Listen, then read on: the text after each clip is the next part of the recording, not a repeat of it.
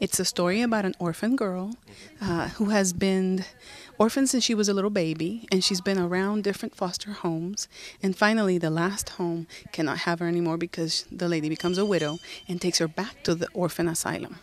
And they can barely have her because they're full to the rim.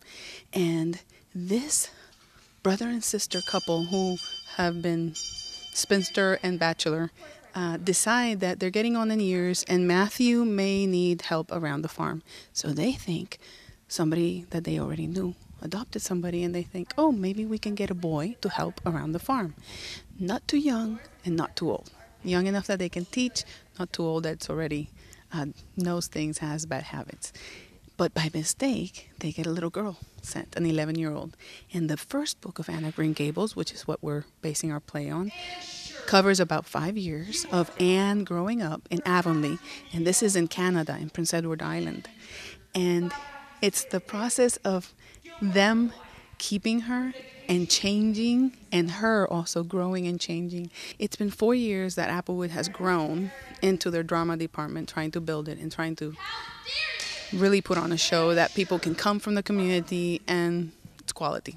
So even with the the kind of little obstacles or challenges, better than challenges that we have to meet with an auditorium that isn't built for a theater venue. So it's been exciting.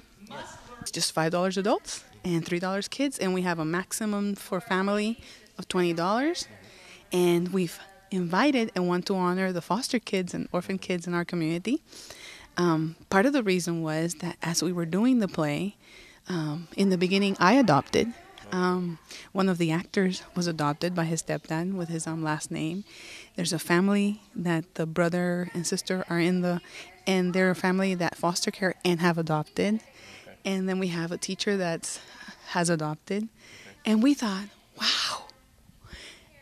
I chose Anne because I liked the story and because I knew that the kids I had could do it. But as we kept doing it and researching and reading and listening to all this news about adoptions, I thought, wow, we need to really recognize all the work that these people do, and the social services and the family services and the children's division here in Pennis County do.